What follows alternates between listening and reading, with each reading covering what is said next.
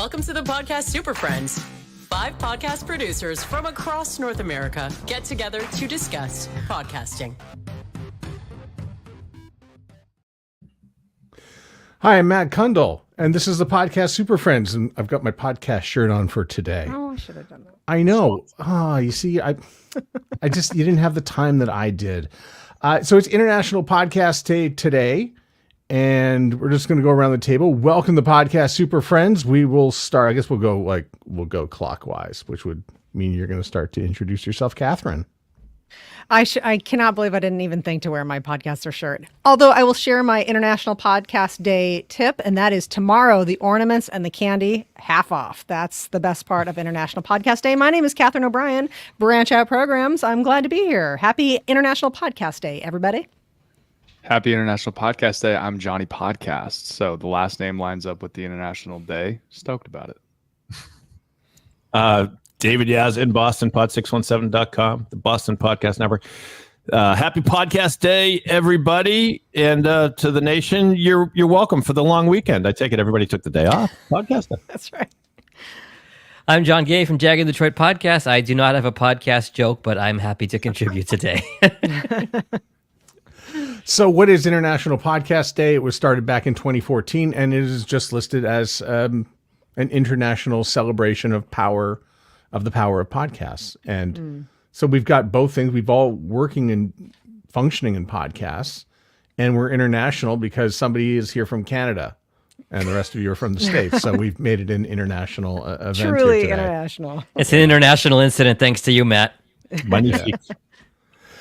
Does anybody actually find a way to celebrate anything involving International Podcast Day, or do we just show up for work and just do what we've always done? Yeah.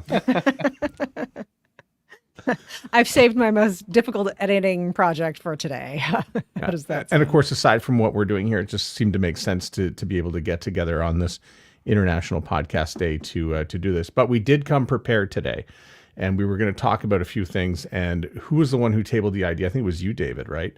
Who tabled the idea about what can we talk about that's good about podcasting that's been done in the last 365 days. So just give me a little background, David, on why you chose that and why we're going to talk about this today. I was drunk at the time, in fairness. No, I was not. So best practices. I mean, for whatever seminars and conferences and things like that we have been to over the years, my favorite part is always, what am I going to come away with that's just some good tips that I can maybe use for my podcast or my business or whatever it is. And so I thought, can we seize certain moments in podcasts where somebody just got it right, or it's like, oh, I like the way they do that. I'm going to copy that, because that's what it's all about. We should be sharing best practices, whether they be ways to jazz up things we have already, whether they're just interview techniques or anything else. We did this once before, and I thought it was terrific. So there's nothing like running back an idea a second time. So we're going for some oh wow moments here, right? That's the censored version. They're oh wow. They're oh to us because we're like, well, look at how we improved this podcast, or look at this little minute thing. But everybody else, it's like, I never would have noticed in a million years until you went out. But it's valuable because if it's the things that we pick up on, that it's going to make your podcast all the better. So. Okay, I guess we'll start with David. David, you've got 2 clips that you've submitted here, but I want to start with, which one do you want to do? It doesn't matter. You can do the first one I submitted, the 3 up, 3 down, that one. Yeah, okay. So give me a little background quickly here, because when I played the clip the first time, I heard your voice. This is something that you're a part of, right? Yeah, so I'm not the host of the podcast, but I do produce it, and I play a small role in the recording of it, but it is the podcast. It is called the Base Path Podcast. It's a podcast of the New England Baseball Journal, so you can imagine what it's about. But the host, who's terrific, Dan Guttenplan, he's also the editor of the paper, the magazine. He tends to interview local coaches, local star baseball players. It's largely about amateur baseball, so a lot of college and stuff like that. But we were looking for something to kind of jazz up the show or put a button on it. And so I created this segment called 3 Up, 3 Down, where I have 3 questions about baseball, and each the guest and the host have to answer it. And I guess that's enough of a setup. Let's do it. 3 up, 3 down. 3 Up, 3 Down is the segment where we toss out 3 questions to these unprepared panelists and see what they think about the great sport of baseball. Major League Baseball, of course, has a schedule of 162 games. You just came off a season where you were there for all 162. True. And the question's always loomed in my mind. Do we really need 162 games to decide what the best team is? I have a strong opinion about this. And it is that professional baseball is about player development. Professional baseball players are seen in terms of value, and everything you do is about developing them so that their value can increase. Okay. 162 games at the big league level and 142 or 144 or 45, but they play at the minor league level is not conducive to player development. How so? It is a grind. It induces burnout. These guys are exhausted, especially at the minor league level.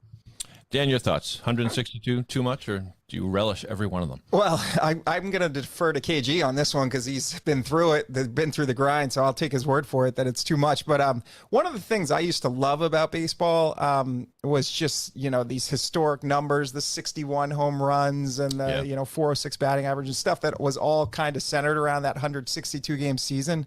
Maybe if there was one good thing to come out of the steroid era, it's that, those numbers became less important. Maybe there is an appetite for kind of shortening the season and, because those records aren't as much of a big part of the baseball lore anymore. So well done to both of you on 3 Up, 3 Down. I'm going to see what I can do to get you both Ricky Henderson bobblehead doll.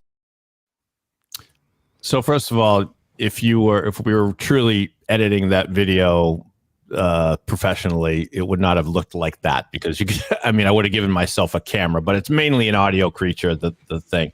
But so, this is simple. This is not rocket science, but it gets both the guest and the host kind of out of their normal track to answer things.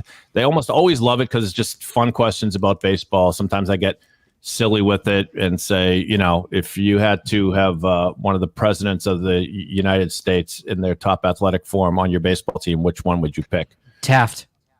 Taft usually comes up.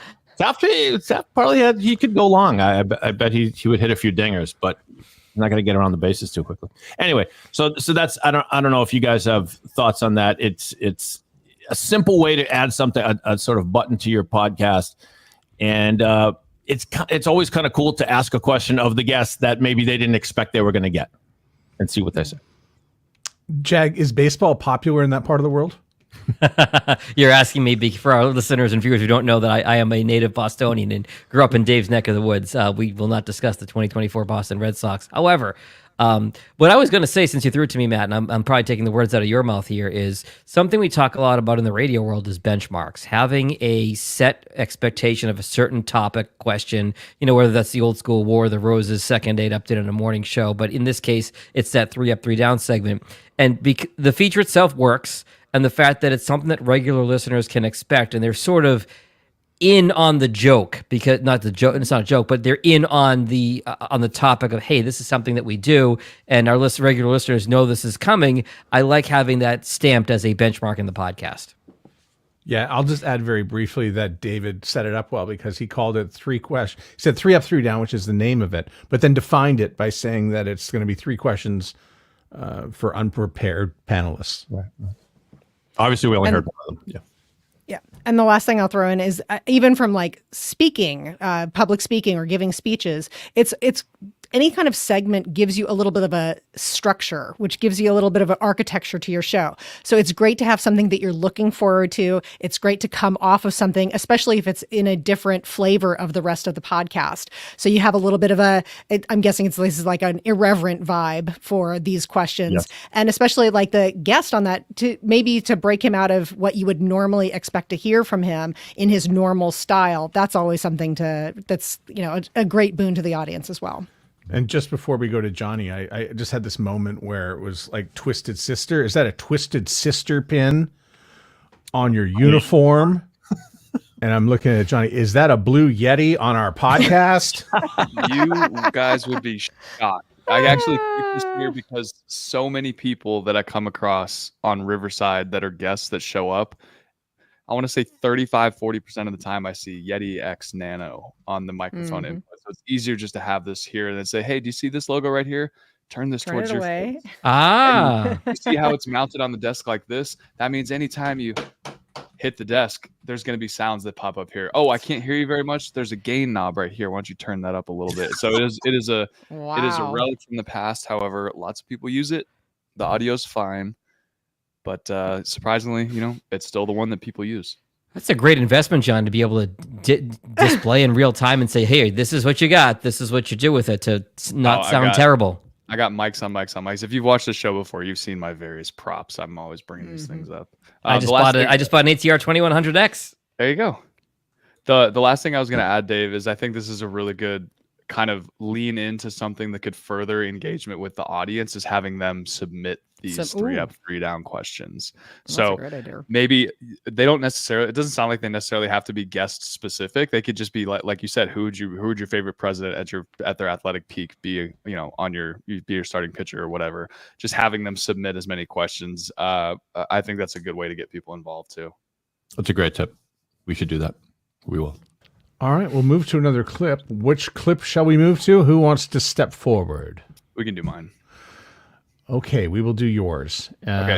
And for edification, we're going to do. You suggested the video and playing the first 2 minutes of it. So we will do the long video, just the first couple minutes, and then we'll do the short video, which is only about a minute. So background on this is something that we changed on this show over the past year. So I think we bring this up a lot on this show is why are we always stacking our ads at the front of the show? It's going to kill retention on the show. People are going to skip right through it. People don't care. If anything, for new listeners, it's going to turn them off. They're going to go, when does this actual show even start? So this show is called the Car Dealership Guy Podcast. I'm the producer on this show. You won't hear my voice at all. I don't create. In the first one, you'll see I created this entire video for the first one. Thank God the show has grown so much that they've hired a video person. I am simply just the full podcast producer on the back end. I'm putting it all together after it's all done. So the first video that we're going to watch is how we used to do our intros, where you'll see all the ads in the front and you'll feel how it kind of just drags on. And then you will see the new version that we're using now to increase viewer retention, specifically on YouTube, where it is much more condensed. We see in our data that affordability is the number one issue facing consumers. The price of vehicles is also grown astronomically. So you've got higher cost goods, higher interest rates, but yet you're also seeing a pretty healthy market right now. Consumers have shown us that they're not, saving for the future. They're more living in the present moment, and they're still spending on vehicles, taking vacations. And this has been a strange time in the economy for sure. What's up, everyone? This is Car Dealership Guy. You're listening to the Car Dealership Guy podcast, which is my effort to give you access to the most unbiased and transparent insights into the car market. Let's get into today's episode. Alex Vetter, CEO of Cars Commerce, a technology company that's empowering dealerships with the tools to simplify everything about car buying and selling. You may be wondering, is Cars Commerce related to Cars.com?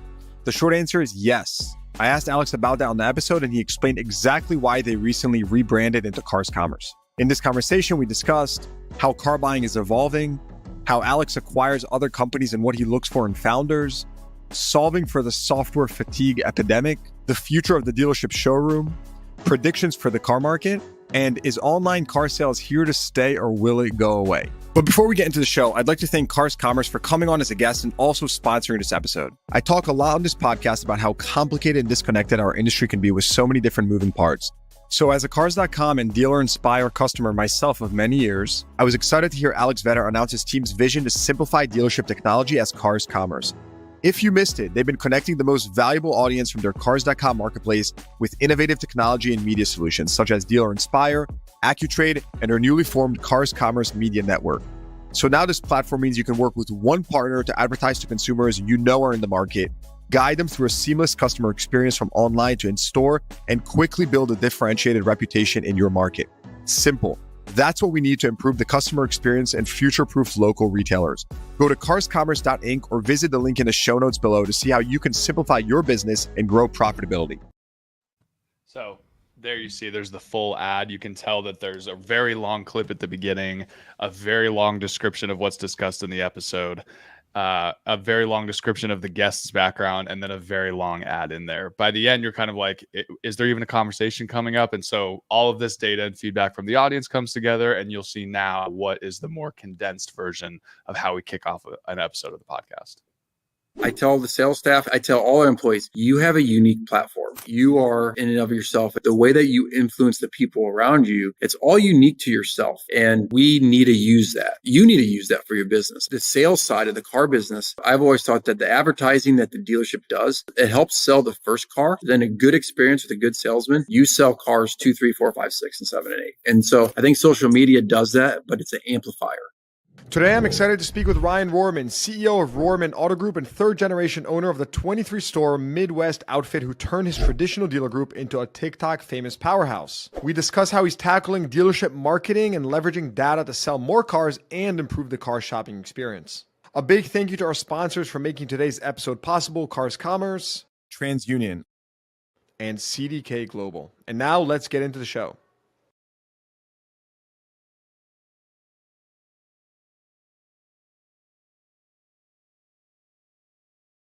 And then obviously the episode would start there. And then a couple notes on that one specifically. We had to piece together some audio on the back end because our host was on vacation. So you'll hear that kind of jump between the sponsored notes. But you'll see there's captions now. There's a bunch of movement happening on the video side versus just the talking head with the voice kind of waves happening in the background. We've pivoted away from all of that. It's a lot more interactive for the audience because they're gearing more towards YouTube. But you can see you got all that information condensed down in a much quicker time period, and you're still getting the same amount of info, and we're getting to the episode faster. Whose idea was this to shorten everything? Collaboration, everybody's. Mostly it was the audience feedback. The audience was saying like, well, actually not even necessarily the audience saying it. It was showing it in the analytics. People were dropping off really quickly in the beginning of the episode. So it starts off, 100% of people are watching, and then it drop. And then as you've shortened it, that number stays much higher because people are more engaged. Again, the visual flashing, changing of images, a lot of that has really paid off. And it's helpful on the audio side as well. Obviously, the audio side is much more dominant than the video side in terms of numbers. So getting to the episode faster without having the person who's listening, because they're probably driving, doing chores, they're away from their phone. They don't have to stop what they're doing to skip through 2 minutes of ads. They can know that within a minute, they're going to get into the episode. Then the sponsors are knowing our name is still hitting the audience's ears, and then we're pulling those full 30-second ads and we're putting those displays throughout the episode. So there's a mid-roll, a near mid-roll, and then a post-roll. It's like night and day. I might have spaced out when you were setting up the clip, but because I didn't realize you were showing us before and after. And as I'm watching the first one, first of all, the graphics are terrific, and I want to know what app. Is there an app you use to make the cartoon guy talk? That was oh no, I didn't even do that. That was the producer before me, so he created all of that. And when I got hired to come onto the show, I was like, by the way, I can't do any of that. So that was a stock intro of introducing the show. Yours is the second one. No, I don't have. I put together the entirety of the second one. What I was responsible for on the first one was pulling the front clip, putting the ads together, and then creating that wave form thing, and then obviously all the audio. Like, just take credit for all of it. It's night and day. It was, as I'm watching that first, and I was like about 2/3 into it, I'm like, I would have switched off. Or we live in a skip intro culture now, right? Yeah. Everybody expects the ability to skip through, and I wonder if there's going to be backlash at some point, because a lot of great pods I listen to have 3 minutes of ads at the beginning of the show, and I just, do people not know how to use the skip forward button? I mean, anyway, but with the second one, I wouldn't have used it because it mixed up the variety of images and everything. It moved fast, and it set the episode up nicely. So kudos.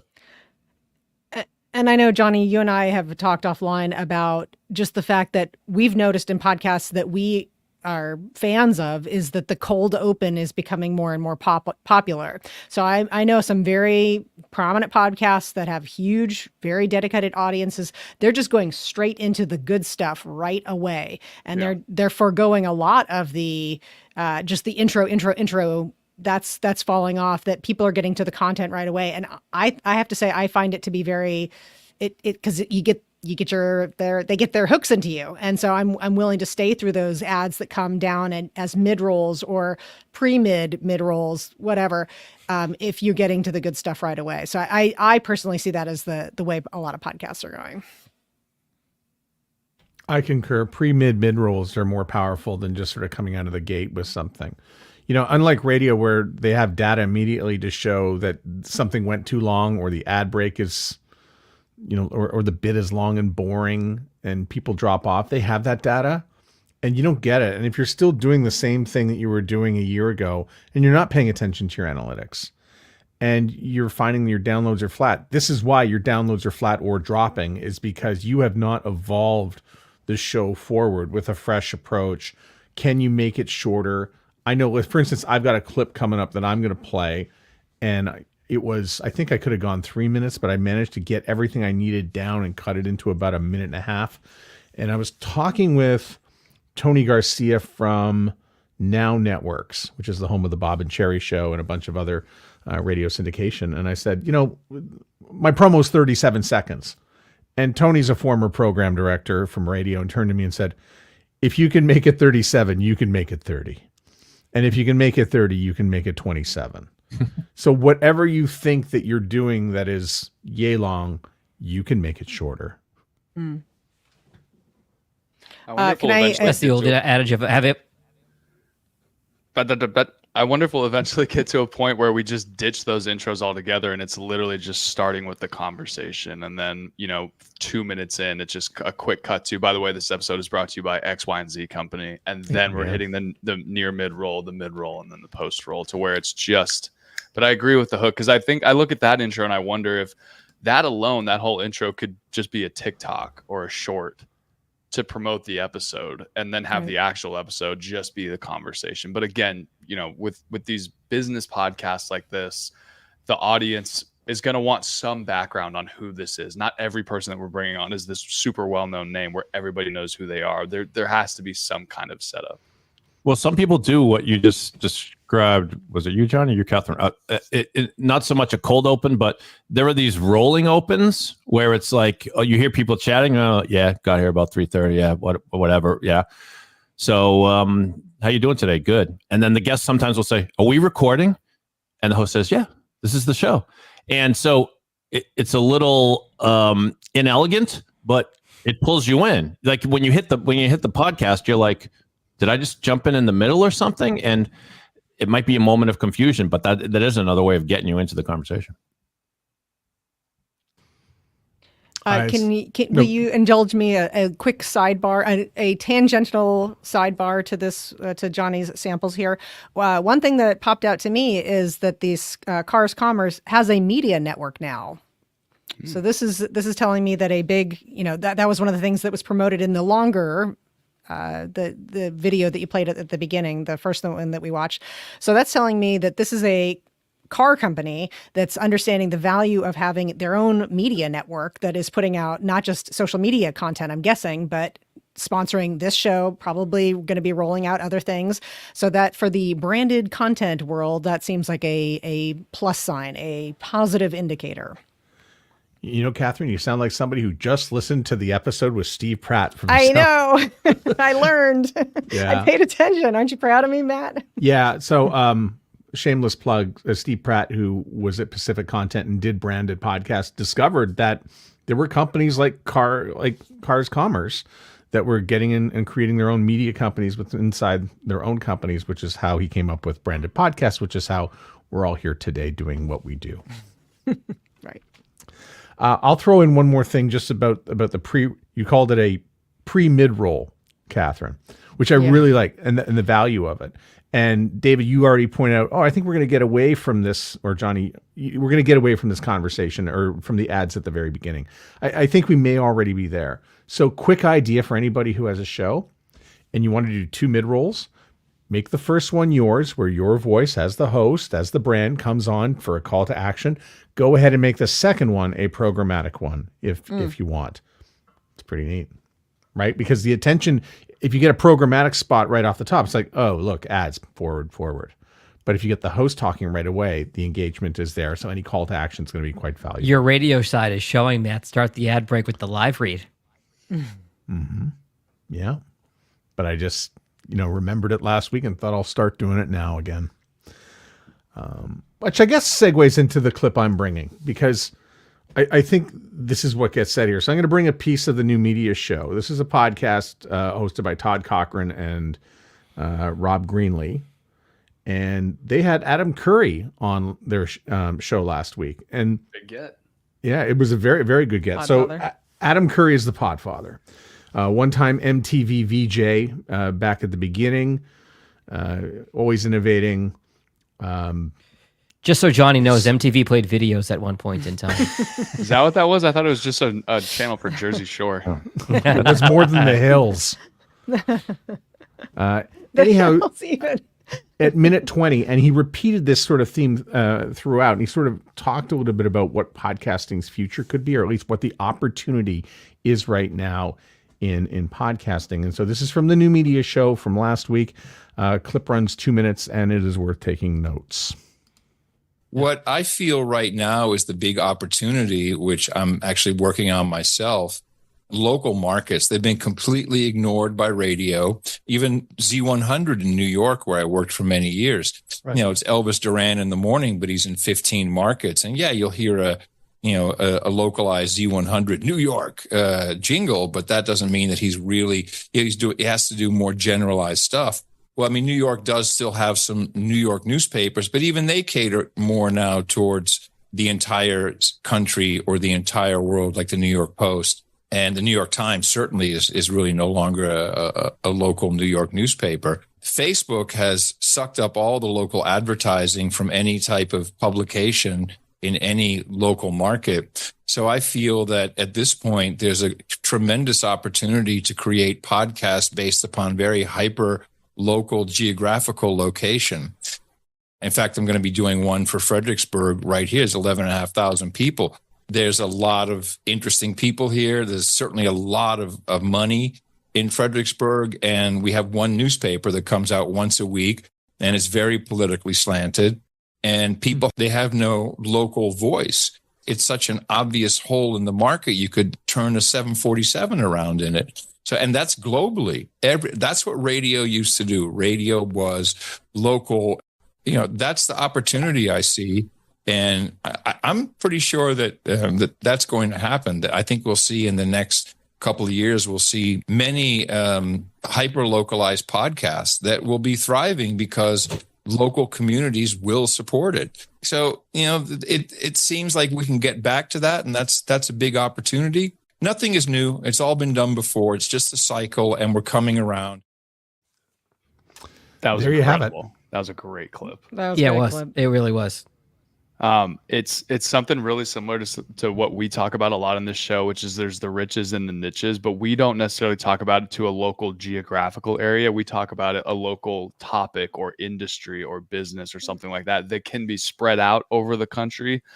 However, I think it's a huge, I totally agree with Adam, a huge hole that can be filled is making the Fort Worth podcast, the whatever neighborhood David is in Boston podcast like that. There's such an opportunity for that. And for people listening, you can do that very easily. The one thing I wonder about is it's a huge time commitment because you want it to be on par with something like a newspaper, which would be daily. So you're talking about a daily show, daily guests. That's a huge content calendar that you have to fill, which means less time for high-end production, probably a lot less editing. It's going to be kind of just hit record, get it done, put it out type of thing. Very minimal post-production sound design, unless you're running it like a radio station, which is probably what Jag was going to say. But yeah, I think ultimately it's a great idea.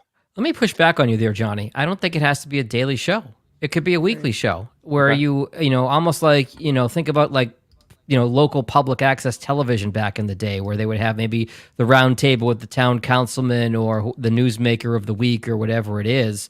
but I feel like it could be once a week or, twice a month or whatever it is. And I feel like you could make it a really well-produced show. You may not have enough content in small town USA or Canada to do a show every day, but I bet you could do something at least once a week. And if it became appointment listening for the residents of your town, it could really take off.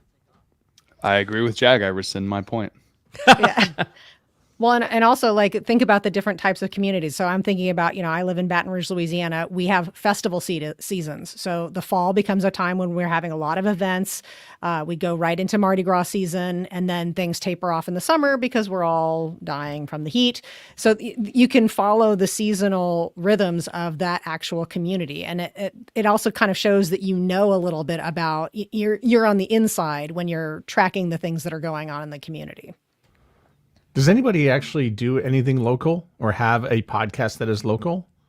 Jag. That's my start. It seems like that's up Jag's alley. Semi-local. So I do a podcast for one of the local chambers of commerce here in suburban Detroit, the town of Royal Oak. So I'm as a member of the Royal Oak Chamber of Commerce, we interview 2 chambers every month. We release it bi-weekly.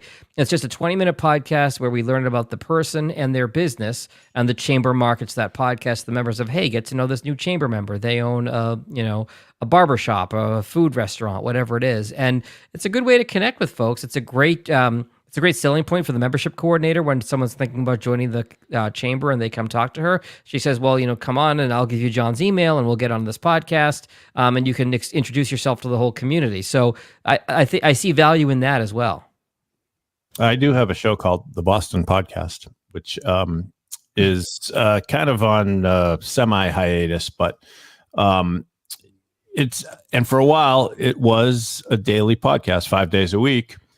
And it was decent, but it was just a little too ambitious. It's tough. So, yeah, it's a grind to try to get something up, and then if you're stuck for a guest, sometimes you try to recycle or repackage something. So I'm delighted to hear that there's a movement towards this, because I always thought it made sense. That was my original vision when I started the Boston Podcast Network. But it's tricky because you also, we don't want to limit ourselves necessarily. If someone comes to us from outside of market and wants to produce it, technology allows us to do that. And technology allows podcasts to be national hits and not just local hits. But man, there's like, I don't know what the best Boston podcast is. It's not necessarily the Boston Podcast. Because you plugged that, you can't plug past tens now this time, Dave. Dang it, Jag! I was gonna had a great setup. I was gonna say we still got 30 minutes. David, where do you put your passions now? Just for the record, you guys brought up the fact that I have a podcast called Past Tens, a top 10 time machine that I do enjoy. And that is a benchmark of this show, Dave's plug of the Past Tense podcast. Yes. Our raving fans are waiting for the reference. Come on. If they had minute 35 in the pool. Ultimately, I'm glad that Adam has found something like that to be passionate about. Like he's going to do the Fredericksburg podcast, because Matt Kundle, you probably know more, but it seems like podcasting 2.0 has kind of fallen off and hasn't really taken the leap that Adam was hoping it was going to be. I think that's about right. I don't, it's just hard to get Apple and Spotify to jump on board. They are starting to include things, but they're not including it for the betterment of podcasting. They're doing it probably for their own, legal parts. That's why transcriptions are beginning to show up. I think the one thing I would love to see in apps is a geolocal tag of some sort to say, this podcast serves Boston, this podcast serves Detroit, this podcast serves Baton Rouge. What if I could go in and search all the podcasts for Dallas, Fort Worth, or just Fort Worth, or just Dallas? YouTube has it. Wow. Well, there you go. Right. And we can put the tag in, but are the apps going to be able to pick that up? Right. I think the other tag I would really like is live. So this podcast right now, we're doing it live. It would be nice if on some apps it showed up, hey, these people are live right now. You can listen to it. Yeah. That would be good. And can we just give props to Rob Greenlee he has for years been really just being a great advocate and ambassador for the idea of local podcasting. In fact, I was on a panel that he hosted and moderated in Podcast Movement way back in the day talking about local podcasting. So he has been stalwart on just saying this is a great opportunity, pointing out the opportunity for years and years and years. I'll share this one. And I think I accidentally shared it over JAG when he was talking earlier on. And this is CityCast, which appears in a number of cities across America. And it's smart daily local news, podcasts, and newsletters to make you a more curious citizen. I don't know if this is a form of citizen journalism or if it's just, it's journalism overall, but it's in all the kitschy cities like Boise and Austin. It reminds me of the Locked On series where they have the Locked On insert sports teams. Have you guys heard of that? Absolutely. Locked On was a major sponsor of Podcast Movement this year, Johnny, and they have become such a player in the space by employing a podcaster for all 4 major sports, every single team, and they're expanding and beyond that. And I think they're daily shows. It's amazing. Even in the off season, it's at least 5 days a week, 52 weeks a year. It's incredible what they've done. Yeah. Wow. Well, hopefully CityCast can be the next Locked On, because I think that's a fantastic idea, especially to give sort of the distribution, because a lot of people, like I know just in my time doing this in Fort Worth, I've come across at least 3 or 4 shows where they wanted to do sort of like the what's happening in Fort Worth kind of show. And each of them would take a sort of a different angle, but it's hard. It's really hard to grow an audience in a city specific area. So hopefully something like CityCast can help people sort of get the eyeballs on there as they get going. Let's at the evergreen comment is it's hard to build an audience. Full stop. That's Yeah. Content is king. My plug down at the bottom of the screen there. Dave does it on audio. Matt we does it already on have visual. somebody who plugs their own show. You can't plug your show too. I already Matt's tagline. Mine is a loving counterpoint.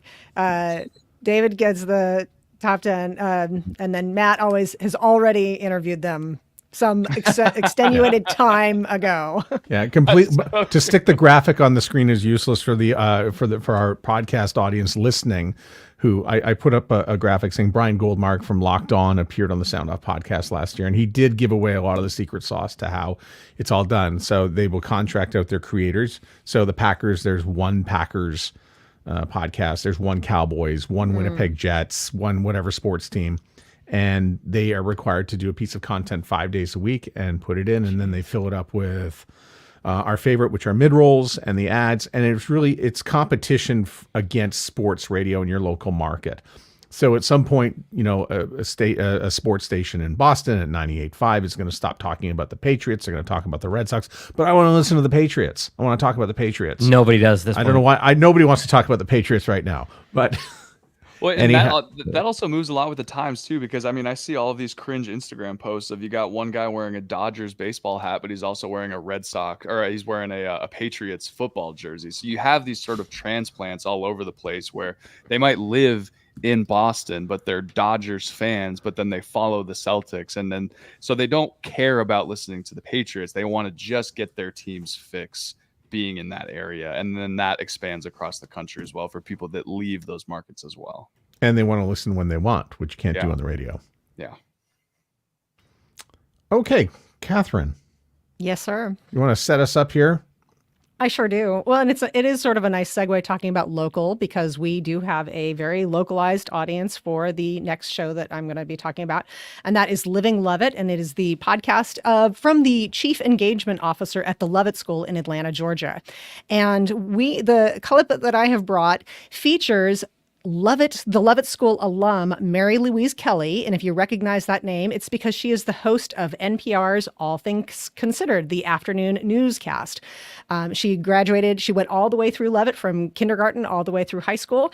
And we got to talk to her on the Living Lovett podcast. And I want to talk about the opportunity. So this is a show that is talking to the current families of the Lovett School. But what we found is that so many people that are prospective families or prospective employees of the Lovett School, people who are considering sending their kids to Lovett, they are in turn listening to the podcast. So this was a great chance to feature an alum and get some really high quality discussion as well. So you're not going to hear my voice. It's going to be host Jessica Sant talking to Mary Louise Kelly. You've interviewed some of the most powerful people on the planet. And I think it'd be really interesting to hear how you prepare for those conversations and what insight you can offer to kids about preparation in general, what that looks like.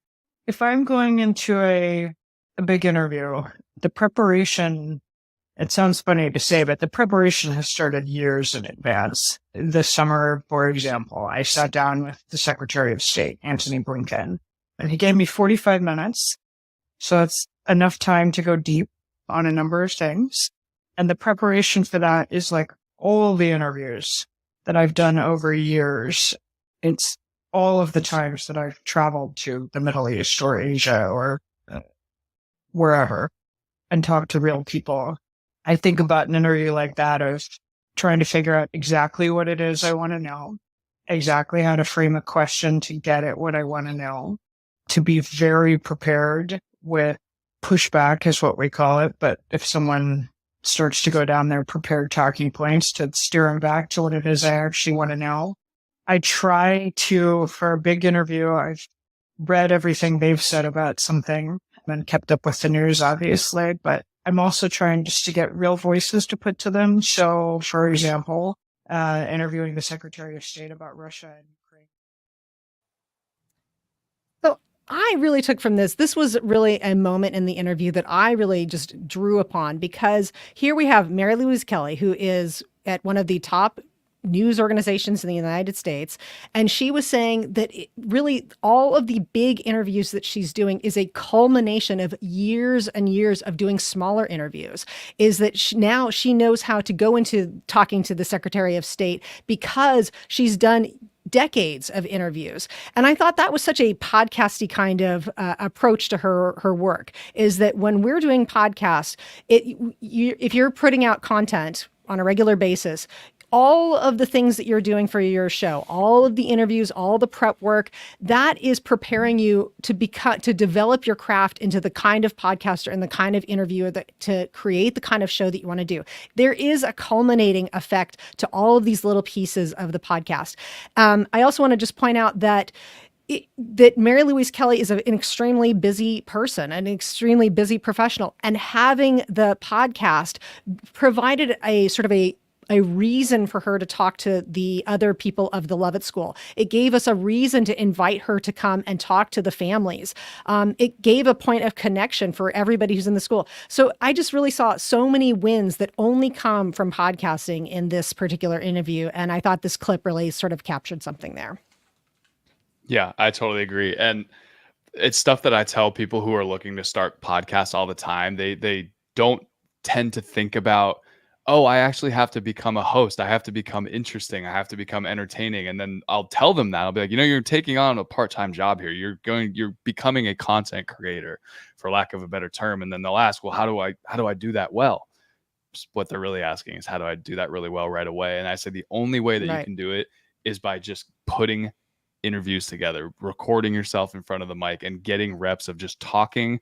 At first, maybe it's to nobody, and then talking to small interviews. And then that, like she said in the clip, that eventually builds up to the really, really big interview. And there's one other thing I wanted to point out, Catherine, is just how amazing technology is, because I can imagine from that clip that she was not recording with a microphone and that you used, that is correct, the beautiful technology of AI to save her and to make her actually audible, which is surprising because someone who works on a news show doesn't have at least you'd think, a beautiful blue Yeti sitting on their desk. In her defense, she was visiting her mom, and she lives in Washington, D.C. She was visiting her mom in Atlanta, and she was sitting in a beautiful sunroom that was all tile. Oh, no. Talking into her phone. So I am thankful for the audio that I have, and I tried to bring it to the best of the quality that I could. But really, that's a testament to what she was saying is really the compelling part. Thanks for pointing that out, Johnny. Johnny, do you have your ear trained to the point where you know when something like Adobe or Studio Sound has been inflicted upon some audio? I like to think that my ears are my best feature, so yes. We can't even see them. They're covered by headphones right now. Yeah. You see, I know when it sounds like Zoom. I know, oh, that was done on Zoom. I'm listening to a podcast with Zoom. Oh, it's the Boston Podcast Network. Okay, yeah, I get it now. Oh my God! Whoa. Wow! So, I'm joking. I know. No, but to Johnny and Matt's point, wait. I just want to say David does tidy it up nicely. Okay. I was going to say there is a certain sound to Adobe Studio Sound or to Descript Studio Sound. You can, that's why I appreciate the folks in this group teaching me. You've got to back it off from the normal 100% or so. I did. Oof. I mean, they're and it's going to sound still a heck of a lot better than I'm sure what Catherine got for starters. But again, it goes back to the worse the quality of the audio, the better the content needs to be. And obviously that's phenomenal content talking to somebody like that. So people will put up with audio that's not perfect because the content's so good. Thank you, Jag, for turning it back to the positive, the content, which is why I brought. Well, it's great for the audience too, Catherine, for the Love It audience too, because I mean, we all feel nostalgic about our alma maters, whether it's high school or college, and say one of us makes it big one day, and you get invited to go back on to your college or high school podcast. Like that's a really great. It's really great for the audience to be like, oh, wow, I had no idea we had this famous, amazing alumni, and look at how gracious she was to come back and to just join our little community that we have in Atlanta. So it's a testament to doing something like that. Again, hyper niche. It was a cool clip that you chose for a couple of reasons, because good clip and like you said, relevant to podcasters. Some podcasters might take that the wrong way. And by that, I mean this. What she said was, well, that interview, I had been preparing 3 years for it because I've been in and around these circles and read up on this and read up on that. Now, your average podcaster might hear that and go, well, what the heck am I going to do? I'm just starting out and I'm going to interview this guy that owns, a car dealership down the road. But the other way to sort of take that is I took it as she's very comfortable and in her knowledge in this whole world. And so she's not going to be wed to a series of questions that she's carefully prepared for this particular purpose this Great day. point. And that I think is what any podcaster should know is Mark Maron, comedian who's a zillion downloads on his podcast. He said he learns enough to not be embarrassed when he brings something up with the person, but don't over prepare to the extent that you sound like a robot asking questions.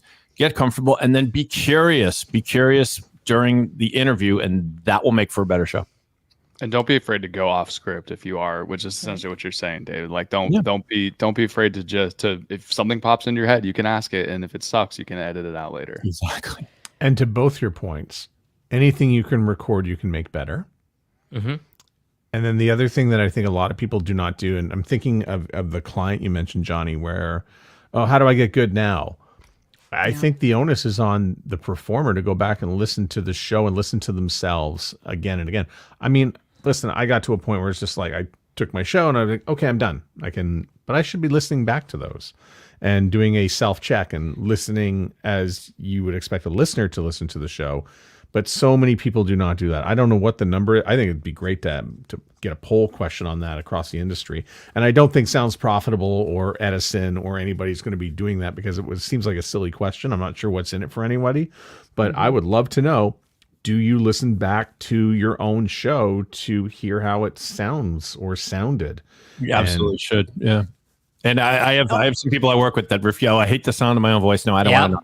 Well, I mean, how are you going to get better? And the podcast that I appear on, I notice there are some I look forward to listening back to, and there are others I don't. And I'm like, I'm not going to listen back to that. So what does that tell me about that one that I don't want to listen back to, that maybe I could be doing something better in that podcast? That's the one you got to be listening back to. And, I do love that almost every creative form, whether it's writing, whether it is podcasting, video, live stream. I've heard live streamers say something to this effect, which is if you aren't cringing at the early ones, if you aren't cringing for 2 or 3 years ago, then you might be stuck. And so that it's kind of even though none of us want to experience the cringe, it is good to have that cringe feeling because it shows you the growth that you've had from that time that you were to where you are now.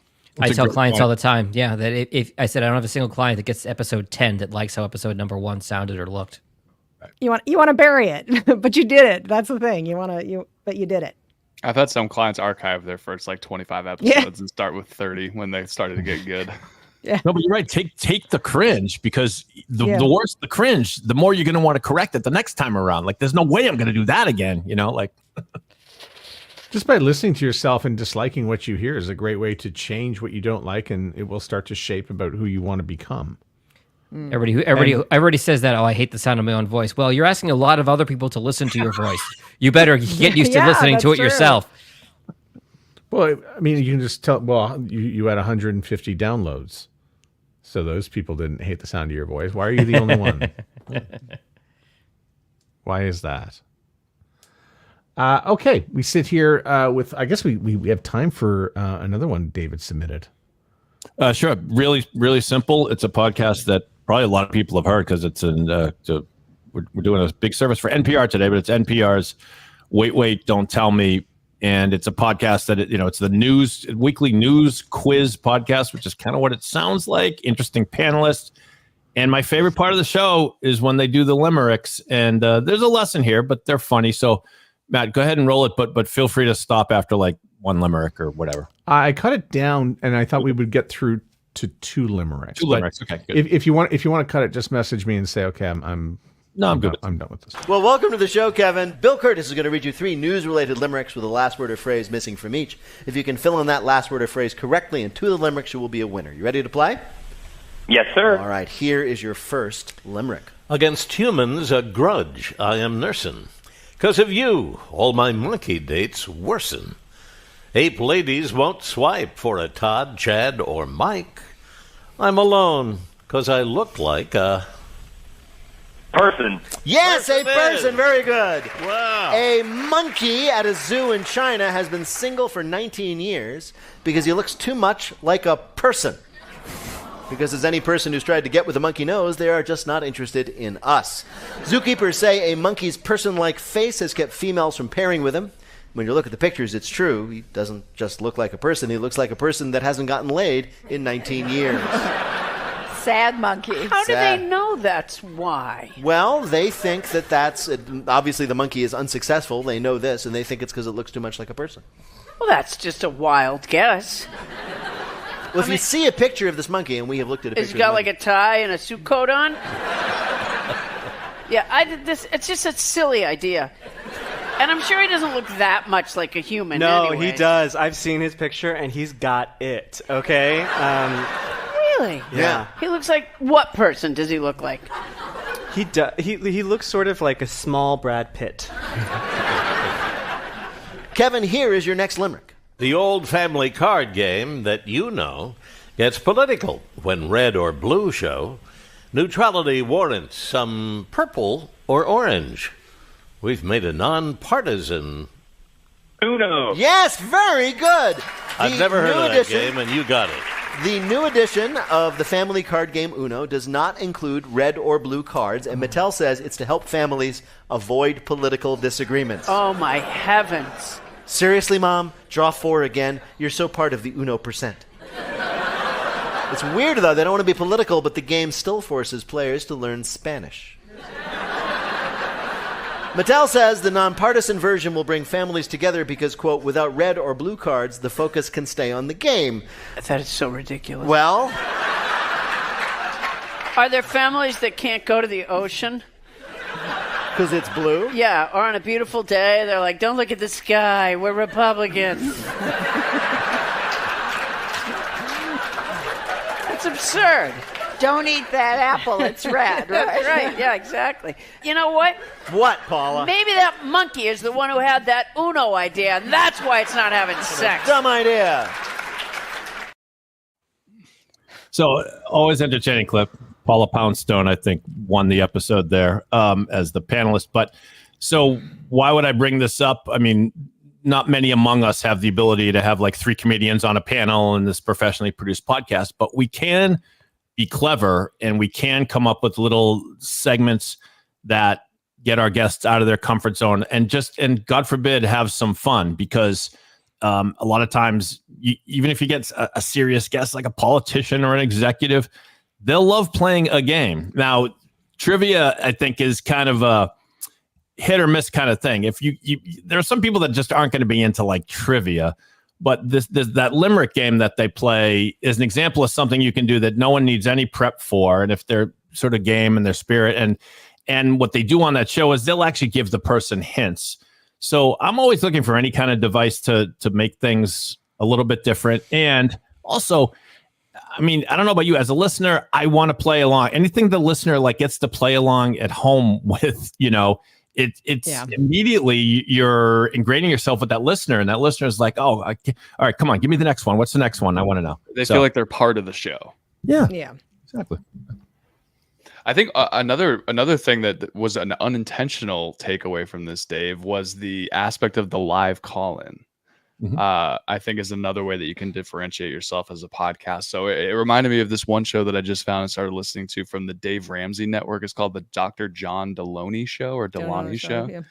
Where the entire show is just, I think he's a psychologist or he's something, but he's a certified advice giver. And the whole show is people calling in with these, deep problems that they're having, and he walks them through it and he helps them kind of work through the problems that they're having in their lives or their marriages or whatever it might be. And not a lot of shows do that. A lot of the shows that we're seeing now are either the solo person giving their expert thoughts on topic X, or it's interview between person A and person B. And it's just a different way you get your guests or you get your audience to call in, people that are fans of the show, again, getting them ingrained and feeling like they're part of the show. And then it's just another way to differentiate yourself from the crowd. You brought up a psychotherapist or a psychiatrist, and it reminded me of there's a comedian that does a podcast with other comedians, and part of his thing is word association game. He'll have like maybe just 12 words and say, okay, let's play. And it's always interesting because you never know what people are going to say. It's like dog, food or whatever, so that wasn't a good example. Well, and even it's funny. So Paula Pounds, the sort of one of the running jokes of that of wait, don't tell me is Paula Pounds. I know there's a word for it, but she basically plays like sort of the not quite the curmudgeon, but she's sort of the agitator, the straight man. Yeah. She's always almost the naysayer of like, who did this study? Who funded this study? That's her kind of her famous line there. So she's always like a good counter punch to everybody else on the show there. So everybody has their role. And Bill Curtis has never heard of the game Uno? Come on. Weird. That was weird. But you're right. I've never heard of Bill Curtis or Paula Poundstone, so but I have heard of Uno. I mean, but you better bring up a good point about them knowing their roles, Catherine, because left in different hands, that might not be as entertaining. Right. Like, if you do a funny limerick, the guest either gets it wrong or right, and then here you go, panel comment for like 1.5 minutes, right? And Paula got a lot of good lines in there, but they knew when to get in and knew when to get out. So that's timing. Yeah, it has the feel of really, really old time radio. Yeah, like almost like radio, I think, right? Yeah. Like 1950s. But there's a vaudevillian kind of quality to it. Oh, yeah. Yes, you're correct. Yeah. Well, I guess that just about does it. International Podcast Day continues for whatever time is left in your time zone. How will you guys be spending the rest of it? I'll be watching my adopted Detroit Lions. That's right. He adopts the Lions right when they get good and the Patriots get shitty. Interesting. Guilty. There's something in there. Yeah. All right. Well, that's it. Happy International Podcast Day. We'll go around the table. This time we will go counterclockwise. We will start in Detroit and say goodbye. Goodbye from the home of the Lions and Tigers. Oh my, John Gay, JAG In Detroit Podcasts. As we say in Boston, see you later from pod617.com, the Boston Podcast Network. I'm Dave. Thanks. Johnny. Dallas. Hello, Dallas. Hello, Dallas. Fort Worth. Hello, Dallas, Fort Worth. All right. I'm Johnny in Dallas, Fort Worth. Thank you for tuning in. Please remember to follow the show, subscribe on YouTube, follow all of us on Twitter, and do not hesitate to reach out to any of us online if you have a podcasting question. There is still time to send out your happy International Podcast Day correspondence. I suggest that you all do that. My name is Catherine. I'd love to see you on Twitter at Hello Catherine O. Matt Kundle, the Soundoff Media Network. The Soundoff Media Company from the Soundoff Podcast Network in Winnipeg, Canada, where I cannot start a geolocal podcast about Winnipeg for fear that it will get stabbed. Thanks for listening to the Podcast Super Friends. For a transcript of the show or to connect with the Super Friends, go to the show notes of this episode or go to soundoff.network.